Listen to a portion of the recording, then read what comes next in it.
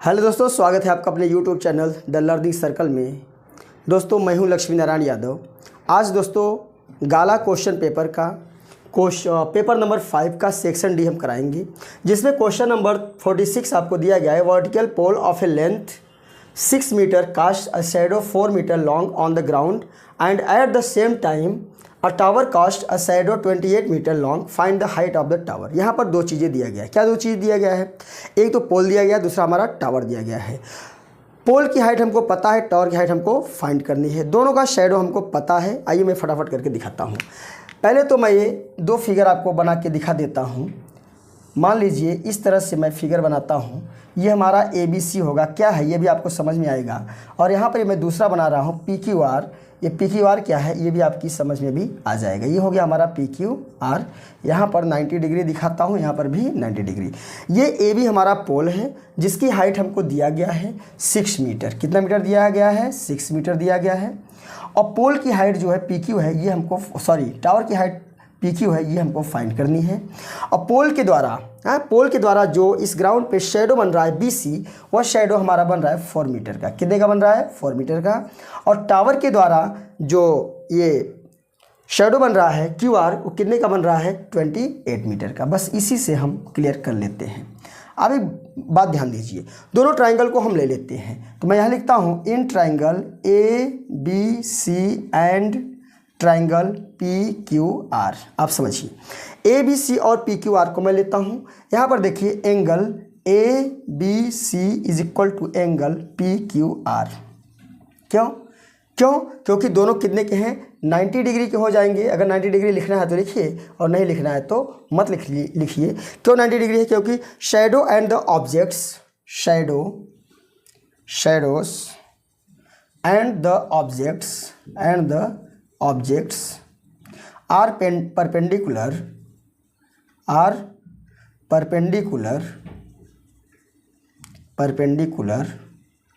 to each other। मतलब यहाँ पर जो ऑब्जेक्ट है ये AB क्या है? पोल है। और यहाँ पे PQ क्या है? टावर है। दोनों ऑब्जेक्ट हो गए। और दोनों जो हैं, ये ऑब्जेक्ट और ये शेडो, इसका ऑब्जेक्ट ये PQ और इसका शेडो QR, दोनों क्या है? परपेंडिकुलर। इसलिए दोनों क्या हो गए? इक्वल हो गए, 90 डिग्री के हो गए। और ये चीज़ देखिए, एंगल BAC में लेता हूँ। Angle BAC is equal to angle QPR। ये भी दोनों इक्वल होंगे। क्यों इक्वल होंगे? इसमें आप देखिए सनरेज फॉल्स, देखो यहाँ पे सनरेज आ रहा है। सनरेज फॉल्स, समझाता हूँ अभी। Sun rays falls on the pole and tower at the same time, at the same angle and the same angle at same time। देखो, अगर एक ही समय पे सन रेज किसी भी टावर पे पड़ेगा तो जितना एंगल वो ग्राउंड के साथ बनाएगा, उतना ही एंगल ये टावर के ऊपर, अगर वही सन रेज उसी समय पड़ रहा है तो उतना ही एंगल बनेगा। इसका मतलब BAC is equal to QPR हो गया। यहाँ पर हम लिख देंगे so triangle ABC similar triangle PQR। दोनों सिमिलर हो। क्यों? Angle criterion. यहाँ पर ये लिखना, हमको स्टेटमेंट देना जरूरी होता है, ताकि सामने वाला अगर आपको देखे आपके क्वेश्चन को, समझ जाए कि किस वजह से ये दोनों इक्वल हुए हैं। अब आगे देखिए करना क्या हमको। अब आप समझ लीजिए, यहाँ पर एक चीज़ मैं आपको समझा देता हूँ। यहाँ पे आप समझिए द रेशियो ऑफ करेस्पॉन्डिंग, मैं लिखता हूँ the ratio of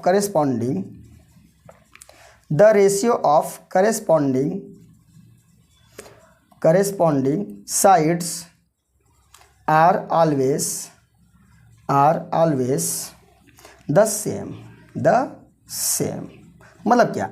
the ratio of corresponding sides are always the same. कब? जब दो ट्राइंगल आपस में सिमिलर होते हैं तो उसके जो करेस्पॉन्डिंग साइड का रेशियो होता है इक्वल होता है। मीन्स हम लिख सकते हैं so AB upon PQ is equal to BC upon QR। बात समझ रहे हो? अगर ये ट्राइंगल ABC और PQR दोनों आपस में सिमिलर हैं तो AB जो है करेस्पॉन्डिंग PQ के होगा और BC करेस्पॉन्डिंग QR के होगा। दोनों का, इसका अपॉन ये और इसका अपॉन ये, दोनों का रेशियो सेम होगा, इसलिए हमने यहाँ पे लिख दिया। अब आगे क्या करना है हमको? आगे देखिए, ए बी की वैल्यू रखनी है। ए की वैल्यू कितनी है 6 मीटर, पी की वैल्यू कितनी है फाइंड करनी है क्योंकि टावर है। बी सी की वैल्यू कितनी है 4 मीटर अपॉन क्यू आर की वैल्यू कितनी है 28 मीटर। चलिए यहाँ कर देता हूँ, क्रॉस मल्टीप्लाई करिए 4 into P Q, 4 into P Q is equal to 28 का 6 में 6 मीटर इंटू 28 हो जाएगा 4 7 जा 28, P Q is equal to 7 6 जा 42 मीटर आ गया पी क्यू। इसका मतलब हम लिख सकते हैं हेंस इस प्रकार height of tower is 42 metre. यही आपका आंसर हो गया। आइए हम क्वेश्चन नंबर 48 की बात करते हैं। दिया है in the given figure D E parallel to O Q and D F parallel to O R show that E F parallel to Q R. अब देखिए यहाँ पर यहाँ पे पी क्यू आर एक ट्राइंगल दिया गया है, इसमें कुछ चीज़ें हमको दे दी गई है। क्या दे दिया गया है D parallel to O Q and D F parallel to O R, ठीक है ना। इसका मतलब क्या, ये जो डी है ये वाला जो लाइन है ये इसके पैरेलल है और ये जो लाइन डी एफ है वो इस ओ आर के पैरेलल है, सॉरी क्यू आर के पैरेलल है, सॉरी ओ आर के पैरेलल है, ठीक है ना। ओ आर ये लाइन इसके पैरेलल है और ये लाइन इसके। हमको प्रूफ करना है E F parallel to Q R. देखिए कैसे होगा आप समझिए। मैं यहाँ पे दो ट्राइंगल ले रहा हूँ। कौन कौन सा ट्राइंगल, एक ट्राइंगल मैं ले रहा हूँ पी ओ क्यू और दूसरा ट्राइंगल होगा पी ओ आर। पहले मैं ट्राइंगल पी ओ क्यू ले रहा हूँ। In triangle P O Q में क्या हो सकता है, पी ओ क्यू में आप देखिए E D parallel to O Q क्या दे रहा है, E D parallel to Q O या ओ क्यू, ठीक है ना। E D parallel to O Q ये हमको दिया गया है। क्या किया गया है, दिया गया है। अब आप समझिए किसी एक ट्राइंगल में, मैं आपको समझाता हूँ। एक ट्राइंगल यहाँ पे है इस तरह से, अगर यहाँ पे ये ट्राइंगल दिखा दिया गया आपको, ये ट्राइंगल मान लीजिए हमारा ये ए बी सी ट्राइंगल है, यहाँ हमने ई एफ लिख दिया है। अगर आपको दिखा दिया कि जो ये लाइन है अगर इस लाइन के पैरेलल है, इसका मतलब इस पॉइंट के द्वारा जो ये लाइन दो भागों में डिवाइड हो रही है और इस पॉइंट के द्वारा जो ए सी दो भागों में डिवाइड हो रहा है, तो इसका भाग मतलब ये इसके अपॉन में A is equal to A F upon F C equal होते हैं by Thales theorem, basic proportionality theorem के आधार पे हम लिख सकते हैं। तो हमारा हो जाएगा, वही चीज़ मैं आपको समझाने की कोशिश कर रहा हूँ। अगर पी क्यू ओ में ले रहे हैं ई डी पैरेलल टू, देखो ये ट्राइंगल में ले रहा हूँ, आपको समझ में आना चाहिए, पी ओ क्यू में ले रहा हूँ, ठीक है। अब ये लाइन इसके पैरेलल है तो मतलब क्या, ये जो है इसके अपॉन इज इक्वल टू हो जाएगा। अभी देखो कौन सा है, पी क्यू ओ यानी P E upon E Q is equal to D P D upon D O. नहीं समझ में आ रहा है, अगर ऐसा बना के मैं दिखाता हूँ, देखिए सारी बातें आपकी समझ में आनी चाहिए। पी क्यू ओ और यहाँ पे है ई डी, अब समझ में आएगा। अगर ई डी पैरेलल है क्यू ओ के तो P E upon E Q is equal to P D upon D O. तो वही मैं लिख रहा हूँ, तो हो जाएगा हमारा P E upon E Q is equal to P D upon D O. इसको मानिए इक्वेशन नंबर 1, यहाँ लिख देना है बाई थेल्स थ्योरम या बीपीटी थ्योरम भी आप लिखेंगे तो भी कोई दिक्कत आपको नहीं होगा, ठीक है। या सबसे ऊपर ही हम लिख देंगे तो भी कोई दिक्कत नहीं होगा। अब सेकेंड में देखिए, एक तो हमारा हो गया, दूसरा हमारा ये है P O R. In triangle P O R, ठीक है। पी ओ आर में देखिए यहाँ पर भी कुछ चीज़ दिया है, D F parallel to O R, D F parallel to O R, ये भी क्या है दिया गया है, गिवन है। अब देखते हैं हम यहाँ पे, उसी को मैं बना रहा हूँ। देखिए यहाँ पे पी ओ आर और ये है हमारा एफ और डी, तो मतलब क्या हो जाएगा P D upon P O, P D upon D O, sorry P E upon P D upon D O और P F upon F R. तो लिख देंगे P F upon F R is equal to P D upon D O, P D upon DO। ये हो गया equation number 2। अब यहाँ देखिए बस इतना ही समझाना था फ्रॉम इक्वेशन 1 एंड इक्वेशन 2। 1 2 से राइट का अगर इक्वल है तो लेफ्ट भी इक्वल होता है। देखो PD/DO राइट इसमें भी है, PD/DO राइट इसमें है, तो लेफ्ट वाला भी जो रेशियो हमारा क्या हो जाएगा, इक्वल हो जाएगा। तो PE/EQ is equal to PF/FR। एक बात आप समझिए, PF/FR। एक चीज़ मैं आपको समझाता हूँ। अब आप समझिए, अगर यहाँ पे पूरे वाले ट्रायंगल की बात करते हैं, PQR की बात करते हैं, अगर देखिए अगर ये ट्रायंगल आपको दिया गया है PQR, अगर ये ट्रायंगल हमको दिया गया है PQR में ये लाइन यहाँ पे एक दी गई है EF, और हमको यही प्रूफ करना है कि EF पैरेलल टू QR। इसका मतलब ये EF पैरेलल QR के तभी होगा जब PE/EQ is equal to PF/FR होगा। तो ये हमने प्रूफ कर दिया, PE/EQ is equal to PF/FR। तो लिख देंगे हम यहाँ पे EF parallel to QR converse of Thales theorem, converse of Thales theorem या BPT थ्योरम। बात समझ में आ रहा है? ये हमारा क्या हो गया, प्रूव्ड हो गया। Question number 49, find the dimension of the prayer hall whose carpet area is 300 metre square and whose length is 1 metre more than twice its breadth. क्या होता है, देखिए मैं एक हॉल बना के दिखा देता हूँ आपको, prayer hall. This is the prayer hall. क्या है, प्रेयर हॉल है। मान लेते हैं ABCD एक प्रेयर हॉल है, इतना आप समझिए। इसमें इसका एरिया तो दिया गया, इसका एरिया जो कारपेट इसके अंदर डाला जा रहा है वो पूरा कारपेट इस पूरे एरिया को कवर कर ले रहा है। इसका मतलब जो प्रेयर हॉल है उसकी एरिया उस कारपेट की एरिया के इक्वल है। बात क्लियर हो गई। अब क्या करना है हमको एक चीज़ फाइंड करना है कि इसकी जो लेंथ है वो 1 metre more than twice its breadth. अगर ब्रेथ जितना है उस ब्रेथ के दुगुने से 1 मीटर ज़्यादा है। मीन्स अगर हम इसको ब्रेथ माने, अगर इसको हम x मीटर मानते हैं, ब्रेथ को x मीटर मानते हैं, तो इसकी जो लेंथ होगी क्वेश्चन के आधार पे क्या हो जाएगी, इसके दुगुने से 1 ज़्यादा, मतलब 2x + 1 मीटर हो जाता है। बात क्लियर हो गई। अब यहाँ पे हम लिख देंगे, हम यहाँ पे लिखेंगे कि area is equal to 300 metre square, क्योंकि दिया गया है और एरिया रेक्टेंगुलर फॉर्म में है, रेक्टेंगुलर है, शेप में है, तो इसका मतलब एरिया होता है L × B is equal to 300 metre square दिया है।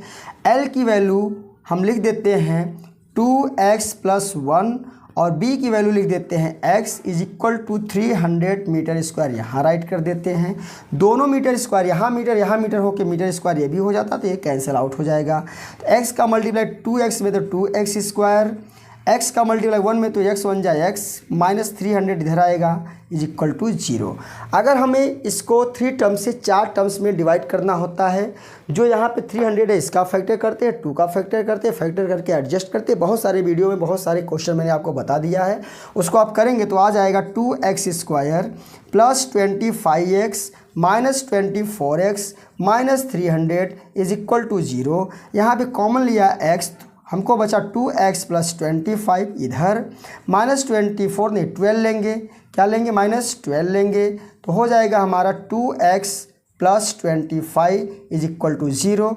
जो ब्रैकेट के अंदर है उसको अलग लिख लेते हैं, जो ब्रैकेट के बाहर है उसको अलग लिख लेते हैं, इज इक्वल टू 0। एक बार इसको 0 की इक्वल करिए, या 2x + 25 is equal to 0, x is equal to -25, 2 भी राइट में आएगा तो अपॉन में हो जाएगा। और आपको पता होगा कि जो डिस्टेंस होती है, लेंथ होती है, नेगेटिव नहीं होती है, इसका मतलब हम इसको क्या करेंगे, लीव कर देंगे। अब इसको हम लेते हैं x - 12 इज इक्वल टू 0, तो x इज इक्वल टू क्या आ जाएगा, 12। ये ब्रेथ हो गया, क्योंकि ब्रेथ को हमने x माना था, तो ब्रेथ हमारा हो गया 12 मीटर। तो यहाँ लिखेंगे, लेंथ निकाल लेंगे, लेंथ इज इक्वल टू हो जाएगा 2x + 1, जो x की वैल्यू है इसमें हम रख देते हैं, तो हमारा आ जाता है 24 + 1 इज इक्वल टू 25 मीटर। मैं यहाँ पे एक बार फिर लिख देता हूँ, ब्रेथ जो हो जाएगा वो हो जाएगा 12 मीटर और लेंथ जो होगी वो हमारी हो जाएगी 25 मीटर। यही तो हमको फाइंड करना था। आइए क्वेश्चन नंबर 50 की बात करते हैं। The sum of the 4th and 8th terms of an AP is 24 and the sum of the 6th and the 10th term is 44। Find the first 3 terms. देखिए एन टर्म का formula हम यहाँ पे use करेंगे a n is equal to a plus n minus 1 into d से। आप समझिए यहाँ पर 2 टर्म्स दिया है, 4th और 8th दोनों टर्म्स का जो सम है वह 4 है और दूसरा जो 6th and 10th टर्म का जो सम है वह 44 है। हमको इस एपी के पहले 3 टर्म्स फाइंड करने हैं, A1, A2 एंड A3। ये 3 टर्म्स हमको फाइंड करने हैं। हमको अगर A और D मिल जाएगा तो हम वो तीनों टर्म्स को लिख सकते हैं। आइए कैसे, देखिए यहाँ पे क्या दिया है, यहाँ पे 4th दिया है। अगर मैं यहाँ पे 4 रखता हूँ तो हो जाता है a प्लस एन की जगह 4 minus 1 into D.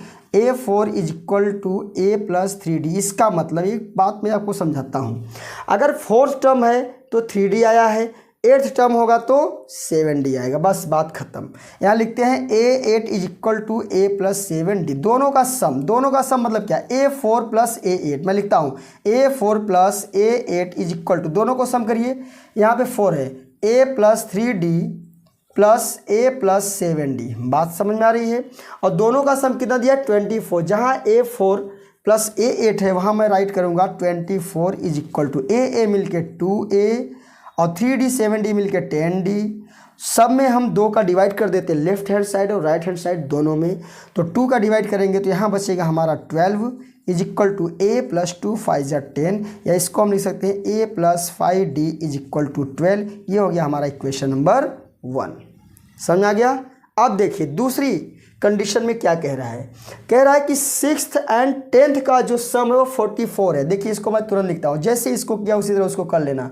A6 plus A10 is equal to, 6 के लिए लिखेंगे a प्लस 5d एक कम, और 10th के लिए लिखेंगे a प्लस 9d एक कम।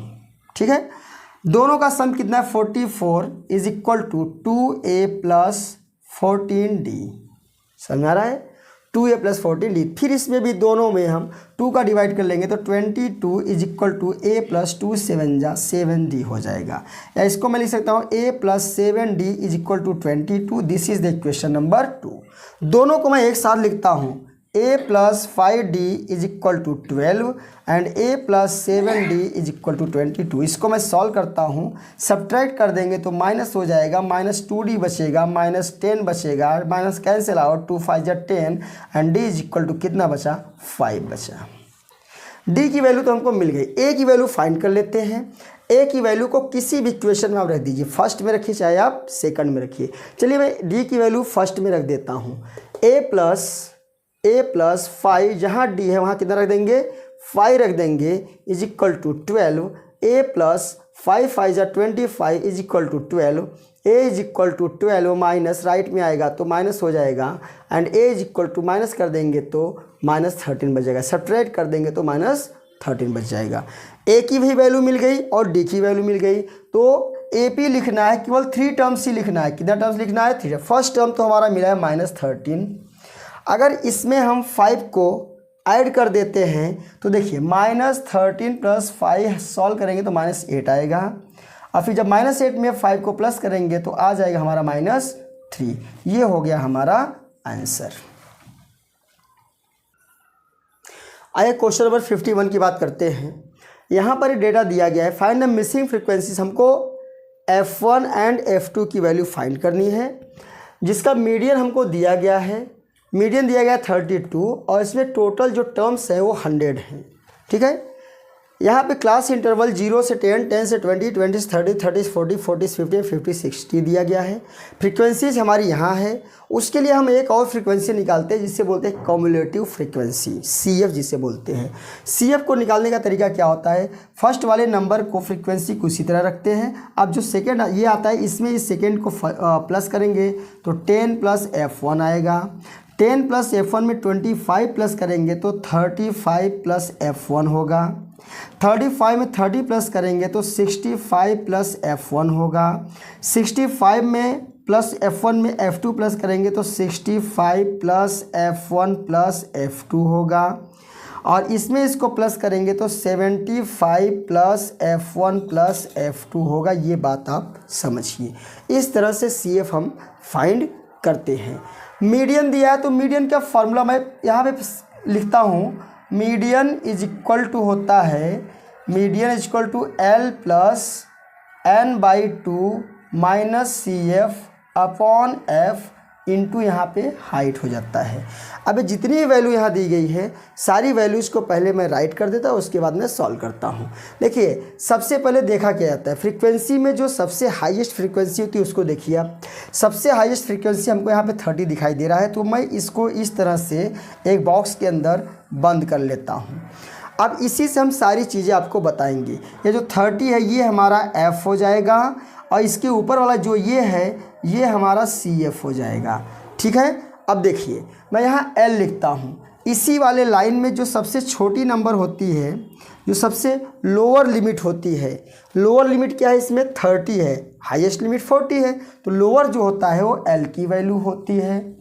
और F जो है हमारा ये 30 है, पहले मैंने आपको बता दिया, और CF भी मैंने आपको बता दिया। ऊपर वाला ये CF है तो 35 प्लस F1 हो गया हमारा CF। और हमारा H बचा है, तो H जो होता है ये जो भी क्लास इंटरवल दिया होता है, इन क्लास इंटरवल में जो लोअर लिमिट अपर लिमिट दोनों लिमिट के बीच का जो डिस्टेंस होता है वही हमारा होता है हाइट। यानी कि सब में 10-10 का अंतर है। देखो 0 से 10, 10 से 20 सब में 10-10 का डिफरेंस है। ये हमारा हो गया हाइट, ये हमारा हो गया 10। अब सारी वैल्यू हम इसमें रख देते हैं। मीडियन भी हमको पता है, मीडियन हमारा क्या है 32, तो यहाँ मैं रखता हूँ 32 is equal to 30 plus N/2। देखो ये जो N 100 है ना, इसको भी लिखना था, तो N/2 is equal to 100 upon 2 is equal to 50 हो गया। समझ रहे हैं। N/2 की वैल्यू जो कितनी हो गई 50 हो गई, माइनस CF की वैल्यू कितनी हो गई, CF हमने यहाँ पे लिखा है 35 हो गया, माइनस F1 अपॉन में F। देखो पूरा CF है, ठीक है ना, 35 प्लस F1 है, तो माइनस यहाँ लगा तो दोनों माइनस हो जाएंगे। अपॉन में F की वैल्यू जो है हमारा यहाँ पे 30 हो गया, और मल्टीप्लाई हमने किया 10 का, क्योंकि H की वैल्यू 10 है। तो 10 से 30 को कैंसिल आउट करेंगे तो 3 बचेगा, इसको इधर माइनस करेंगे तो 32 माइनस 30 हो जाएगा हमारा, कितना बचेगा 2 इज इक्वल टू 50 माइनस 35, तो 15 माइनस F1 अपॉन 3 आएगा लेफ्ट में, 3 2 जा 6 is equal to 15 minus F1 is equal to 6 minus 15 minus F1 is equal to minus 9, cancel out, F1 की वैल्यू आ गई 9। अब केवल हमको F2 की वैल्यू फाइंड करनी है। अब F2 की वैल्यू कहाँ से मिलेगी, ध्यान दीजिए आप। यहाँ पे जो टोटल आपका नंबर है ये N है ना, जो N है, ये जो N है वो हमारा 100 है, और लास्ट में जो CF आता है, ये वाला जो CF आता है ये 100 की क्या होता है इक्वल होता है। 100 क्या होता है इक्वल। तो मैं यहाँ लिख देता हूँ 75 plus F1 plus F2 is equal to 100। बस यहाँ पे F1 की वैल्यू हम रख देते हैं, तो 75 को राइट में लाएंगे तो F1 की वैल्यू हो जाएगी, ऐसा ही करते हैं, 75 plus 9 plus F2 is equal to 100, F2 is equal to 100 minus, इन दोनों को ऐड करेंगे तो 84 आएगा। जोड़िए 5 9 14 कैरी 1 7 1 8, तो F2 is equal to minus कर देंगे तो 16 आएगा। F1 की वैल्यू 9 एंड F2 की वैल्यू 16 हो गया। यही हमसे पूछ रहा था और यही हमने आपको फाइंड करके दिखा दिया। Question number 52, The marks obtained by 30 students of class 10th of a certain school in a mathematics paper consisting of 100 marks are presented in table below. Find mean। इसमें मीन फाइंड करना है। ये table मैंने बना दिया है। Mean find करने के लिए आपको चाहिए FI/XI और XI, क्योंकि मीन का जो फार्मूला होता है mean is equal to sigma FI/XI upon sigma XI, sigma FI, ठीक है, सिग्मा XI नहीं सिग्मा FI। तो XI निकालेंगे तभी तो हमको FI/XI मिलेगा, क्योंकि मीन इज इक्वल टू आपको पता होना चाहिए sigma FI/XI upon sigma FI। ये फॉर्मूला होता है मीन का। किसका फॉर्मूला है ये मीन का। आइए पहले मैं एक्सआई निकाल के आपको दिखाता हूँ एक्सआई कैसे निकलता है। जो यहाँ पे क्लास इंटरवल दिया है दोनों को सम करके 2 का डिवाइड करते हैं। तो 25 में 10 को सम करेंगे तो कितना आएगा 35 में 2 का डिवाइड करेंगे तो क्या आएगा 17.5। अब आपको एक चीज़ मैं बताता हूँ, इसमें सब में कितने कितने का डिफरेंस है 15 का डिफरेंस है। कितने कितने का डिफरेंस है 15 का डिफरेंस है। तो सब में हम 15 जोड़ते जाते यहाँ तक आपको पूरा एक्सआई मिल जाएगा। तो चलिए मैं इसमें 15 जोड़ा तो 15 17 कितना हुआ 32.5 कितना हुआ 32.5। अब 32.5 में आप 12 जोड़ेंगे तो आ जाएगा 15 जोड़ेंगे तो आ जाएगा 15 5 to 7 यानी कि 47.5 आ जाएगा। अब 47.5 में अगर आप 15 ऐड करेंगे तो कितना आ जाएगा 62.5 आ जाएगा। 62.5 में 15 प्लस करेंगे तो आ जाएगा 5 to 7 और 6 1 77.5 आ जाएगा। इसमें फिर 15 ऐड करेंगे तो 92.5 आ जाएगा। आप करके देख लीजिएगा या इन दोनों को ऐड कर करके 2 का डिवाइड करते जाएंगे तो भी आपको ये संख्या मिल जाएगी। अब करना क्या एफ आई एक्स आई क्या होता है, ये हमारा एफ आई होता है, समझिए आप। अब इन दोनों का इसका मल्टीप्लाई इसके साथ, इसका मल्टीप्लाई इसके साथ, सबका मल्टीप्लाई करते जाएंगे। एक एफ आई और एक एक्स आई, एक एफ आई और एक एक्स आई, ऐसे आप मल्टीप्लाई करते जाएंगे। यहाँ मल्टीप्लाई करने पे हमको ये संख्या मिली। जैसे 17.5 में 2 का मल्टीप्लाई किया तो 35, इसका मल्टीप्लाई 3 में किया तो 97.5। इस तरह से करते हुए हमने यहाँ किया और लास्ट में सारे जितने भी डेटा आए यहाँ पे सबको हमने क्या किया ऐड कर लिया। यही तो होता है हमारा sigma F I x I. Sigma का मतलब समेशन, समेशन का मतलब एडिशन, सबको जोड़ लेना है, वही हमारा होता है सिग्मा। अब बस ये वैल्यू मैं यहाँ पे रख देता हूँ। सिग्मा एफ आई एक्स आई कितना मिला 1860। सिग्मा एफ आई कितना है 30 है। 30 का हम डिवाइड कर देंगे 1860 में तो आएगा 3 6 जा 30 6 जा 180 और बचेगा 60 32 जा 60। यही हो गया हमारा 62 मार्क्स। ये हमारा मीन हो गया, हर एक बच्चे का मार्क्स 62 लगभग आएगा। क्वेश्चन नंबर 53 में हमें क्या बताना है, प्रोबेबिलिटी फाइंड करना है। यहाँ लिखा गया simultaneous throw of a pair of dice find the probability of getting. यहाँ कह रहा है कि किसी एक डाइस को throw of a pair of dice, pair का मतलब होता है एक जोड़ी, यानी कि दो डाई को हमें क्या करना है इस तरह से उछालना है। उछालने के बाद जो भी संख्या आएगी, आपको पता है कि किसी भी डाई में 6 नंबर तक होते हैं 1 2 3 4 5 6 और दोनों को साथ में उछाला जा रहा है। उनके नंबर्स आने की पहले मैं सारी प्रोबेबिलिटी को लिख देता हूँ। क्या होगा, मान लीजिए दोनों पासे को, दोनों डाइस को ऐसे उछाला गया। हो सकता है फर्स्ट वाले में 1 आ गया, सेकंड वाले में भी 1 आ सकता है, या सेकंड टाइम में फर्स्ट वाले में 1 सेकंड वाले में 2 आ सकता है, या तीसरी बार उछालने पहले वाले में फर्स्ट ही आया और थर्ड वाले में 3 आया, चौथी बार में 1 4 1 5 1 6 इस तरह से आता रहेगा। तो सारे आंकड़े मैं आपको लिख के दिखा देता हूँ। मान लीजिए 1 2 पहले वाले में 1 दूसरे में 2 आ गया, या 1 1 आ सकता है, या 1 2 आ सकता है। मान लीजिए फिर उछालेंगे, हो सकता है उछालेंगे तो एक ही बार हम, लेकिन क्या आएगा वो हमको पता नहीं, इसलिए हम सारी चीज़ें लिख देते हैं। हो सकता है 1 1 आ जाए, ये नहीं आया तो ये आ सकता है, या ये नहीं तो ये प्रोबेबिलिटी है ना, संभावना कुछ भी हो सकती है, संभावनाएं बनी रहती है। तो अब इसके आगे तो आएगा नहीं, ठीक है। अब आगे देखिए, इस तरह से सारे जो डेटा है हमको मिल जाएंगे, ठीक है। अब आप समझिए, यहाँ पे टोटल आउटकम सबसे पहले मैं आपको लिख के दिखाता हूँ। टोटल आउटकम्स कितने आ सकते हैं, टोटल आउटकम्स की बात करते हैं तो फर्स्ट लाइन में कितने आउटकम्स हैं 1 2 3 4 5 6 और यहाँ कुल कितनी लाइन है 1 2 3 4 5 6। 6 में 6 का मल्टीप्लाई करेंगे तो 36 आएगा। आप इसको जोड़ेंगे, एक एक करके काउंट करेंगे तो भी आपको 36 ये टोटल आउटकम्स मिलेगा। अब आइए क्वेश्चन का मैं प्रोबेबिलिटी निकाल के दिखाता हूँ। फर्स्ट वाला क्या कह रहा है, और डबलेट आने की प्रोबेबिलिटी क्या है, तो मैं लिखता हूँ PADOUBLET doublet is equal to. देखिए कौन से ऐसे पेयर है जहाँ पे सेम नंबर आए हों और कितनी टाइम्स आए हों उस टाइम्स को लिखना है, जितनी बार आए होंगे उसी को लिखना है। आप चेक करिए, यहाँ पर 1 1 इसमें आया है, 1 टाइम्स हो गया, अब कोई नहीं आएगा। इसमें 2 2 आया है, 2 टाइम्स हो गया। इसमें 3 3 आया, 3 टाइम्स, इसमें 4 4 आया, 4 टाइम्स, इसमें 5 5 5 टाइम्स, इसमें 6 6 6 टाइम हो गया। इसका मतलब 6/36 हम लिखेंगे, 6 1 जा 6 और 6 6 जा 36। यहाँ पे एक आंसर हमारा 1/6 आ गया। सेकंड क्या कह रहा है उसको देखिए आप। सेकंड कह रहा है the product is 12, probability the product is 12 आने की प्रोबेबिलिटी क्या होगी। अपॉन में तो 36 रहेगा, आपको पता है, क्योंकि टोटल आउटकम्स नीचे लिखा जाता है, फेवरेबल आउटकम्स ऊपर लिखा जाता है। तो क्या कह रहा है, प्रोडक्ट इज 12।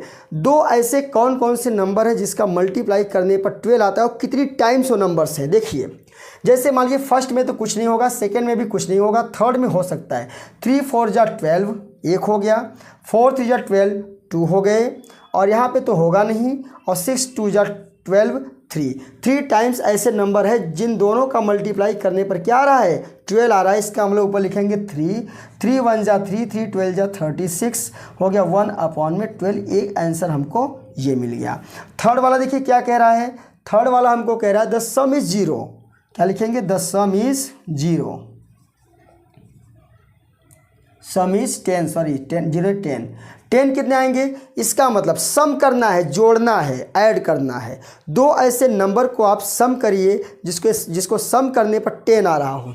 फर्स्ट वाले में 1 2, इसमें किसी को भी आपस में हर ब्रैकेट वाले नंबर को सम करेंगे तो 10 आएगा ही नहीं। सेकेंड वाले में भी नहीं आएगा, लास्ट में 3 9 ज़्यादा है, इसमें भी नहीं आएगा। एक यहाँ पे मिलेगा हमको, एक हमको 4 6 10 मिलेगा, एक हमको 5 5 10 मिलेगा, और एक हमको 6 4 10 मिलेगा। और कुछ मिल रहा है क्या, देख लेते हैं। नहीं, 3 टाइम्स है तो 3/36, 3 1 जा 3 3 12 जा 36 आ गया हमारा 1/12। ये 3 वैल्यू हमको मिल गई।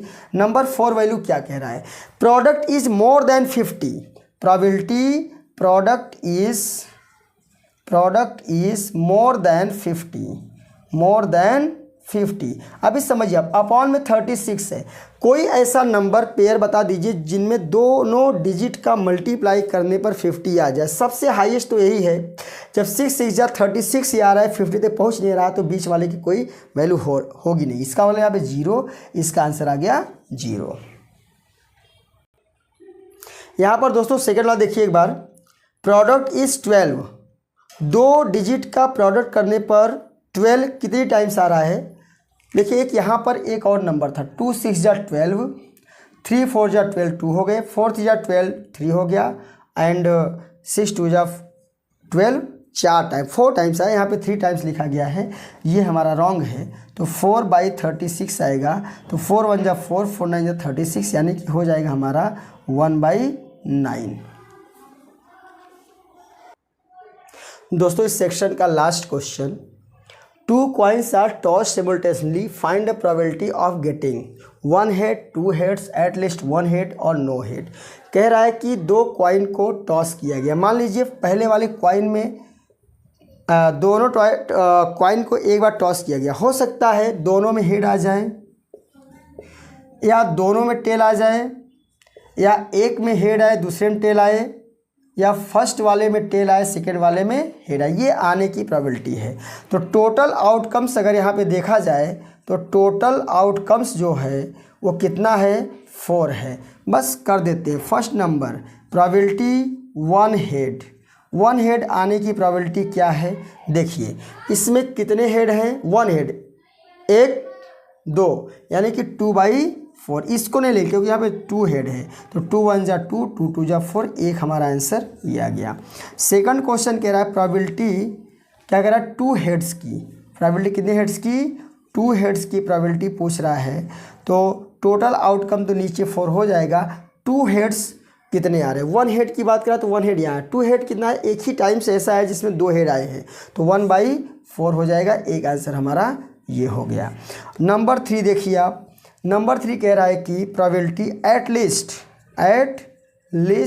1 हेड, मतलब कम से कम एक हेड आए, ज़्यादा चाहे जितना हो, कम से कम 1 हेड, यानी कि 4 नीचे, कम से कम 1 हेड 1 2, ज़्यादा चाहे जितना हो 3/4। नंबर 4, प्रोबेबिलिटी नो हेड, नहीं हेड आने की कितनी प्रोबेबिलिटी है, अपॉन में 4। देखिए इसमें हेड नहीं आया, यानी 1/4। तो दोस्तों आज की हमारी वीडियो में बस इतना ही। अभी इसका section A, section B, section C बाकी रह गया है। वीडियो हमारा आता रहेगा, तब तक के लिए बाय।